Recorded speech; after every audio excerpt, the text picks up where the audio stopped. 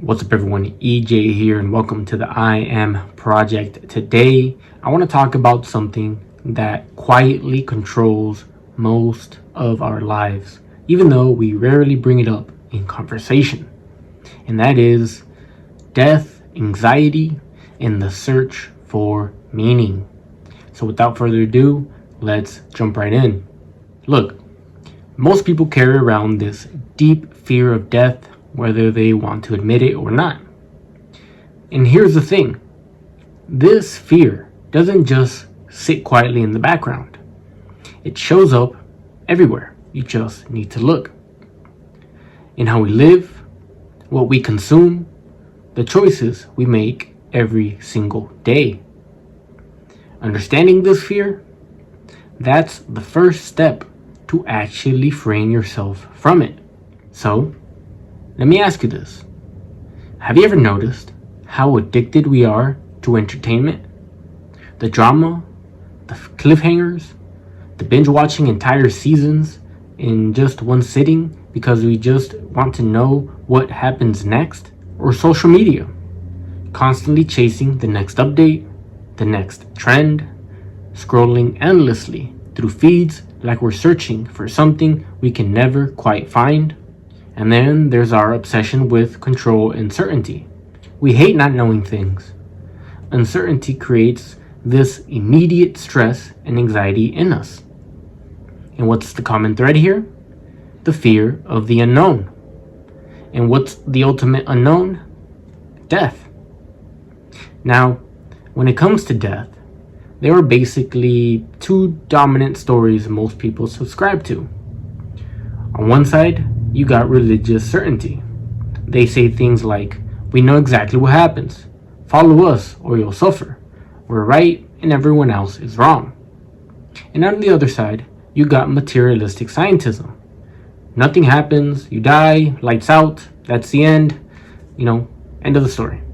But here's what's wild. Both of these perspectives claim absolute certainty about something nobody can actually prove. The honest truth? Nobody really knows for sure. And you know what? That's okay. The problem with certainty is this. When you think you know everything, you stop questioning. Claiming certainty about death is literally closing the door on one of life's biggest mysteries. Being sure about the unknowable, that's intellectual laziness. So, let's dig a little deeper. Let's talk about what death really is, at least from our perspective. Death is just a word. Think about that for a second. We've attached all this doom and gloom, finality and terror to a simple word. But what if death is just a transition?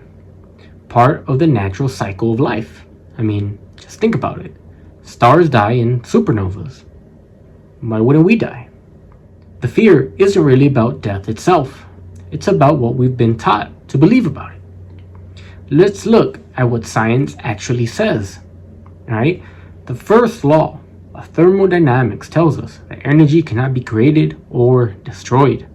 It can only change forms. Quantum mechanics shows us that reality is fundamentally energy, not solid matter. Everything, including you, is energy in different forms. So if you're energy and energy can't be destroyed, where does you go when you die? Where does it go? And that's not a rhetorical question. That's something worth sitting with. Now, let's look at what ancient teachings say. Across countless cultures and traditions, there is this recurring idea that consciousness is fundamental, not just a byproduct of the brain. Many of these teachings point to the same core concept. Awareness continues. And here's what's fascinating. Modern science and ancient wisdom are starting to converge at this exact point. But that's not just theory or philosophy. There's actual evidence you can explore yourself. Things like near-death experiences. There are thousands of documented cases of people experiencing consciousness outside of their bodies. out of body experiences, there's techniques you can actually learn and practice yourself. There are countless testimonies, research studies, books, and resources available on this stuff. The evidence exists, but most people just avoid looking at it. And that brings us to the most important question. Why do we avoid the evidence? Well, we can kind of just point to one thing: the fear of being wrong. Worldwide view collapse. It challenges everything you've been taught since childhood. Cultural conditioning and old belief systems run deep. And honestly, it's just easier to stay comfortable than to question deeply. And here's a reality: avoidance is a choice, not a lack of information. So, what does all this mean for your actual life? Well, let's get practical. When you explore deeply enough, whether through science, philosophy, meditation, or personal experience, different fields start pointing to the same conclusion. Consciousness isn't produced by the brain. Consciousness is what you fundamentally are. Death isn't the end. It's a shift in form, a beginning to something new. And recognizing this, it removes a massive burden. You stop carrying around this constant background anxiety that you didn't even realize was there. Fear of the unknown loses its grip when you realize there's nothing to fear. Life becomes lighter, more present, more meaningful. But our society doesn't want you to think this way. Materialism feeds the fear. Society pushes endless consumption, more stuff, more money, more status. We're trying to fill an inner emptiness with outer things. That emptiness comes from disconnect. Disconnect from ourselves, from consciousness, from meaning. We look outward constantly, but never inward. And this creates a pattern. You probably heard about deathbed regrets, right? If you haven't, I suggest you look into them.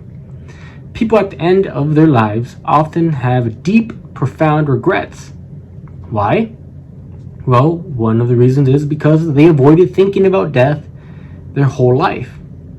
The fear they suppressed for decades comes running back when death is actually near. And here's what's sad. Young people fall into the same trap right now. I mean, you can see it everywhere. Chasing material goals while missing the bigger picture entirely. This is where memento mori comes in, remembering death. Thinking about death isn't morbid, it's clarifying.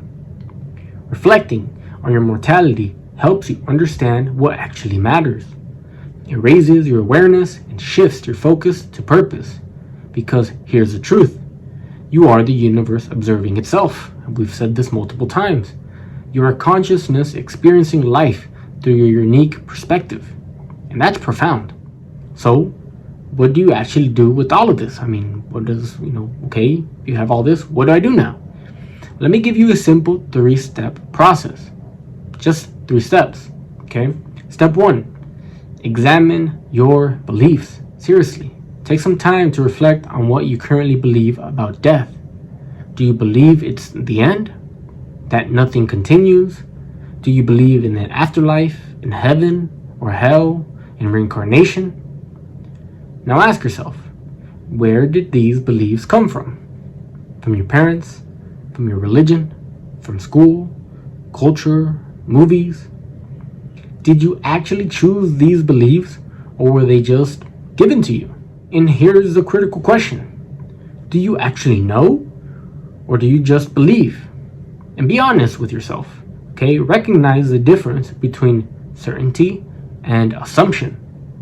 Step 2, imagine a different reality. What if consciousness continues after death? Just sit with that possibility for a moment if you've never considered that. How would that change how you see yourself?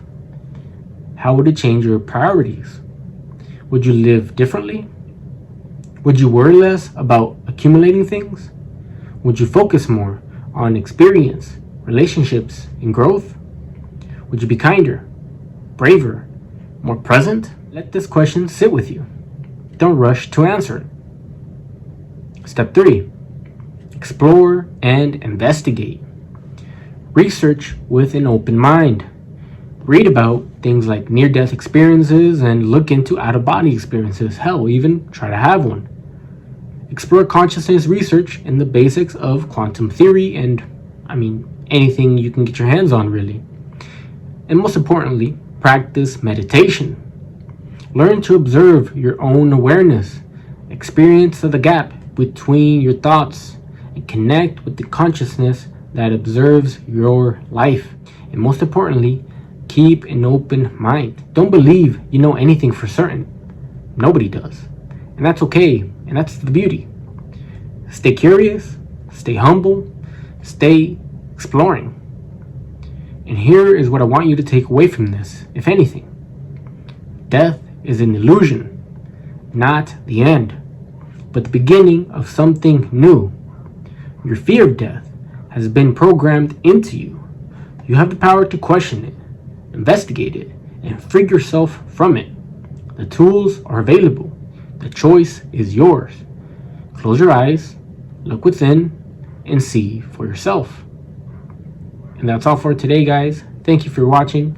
If any of this resonates with you, please just like and subscribe to my channel and leave a comment and let me know what you guys think. Let me know if there's something you guys would like me to talk about. My dog's snoring right now. But yeah, until next time, see you guys.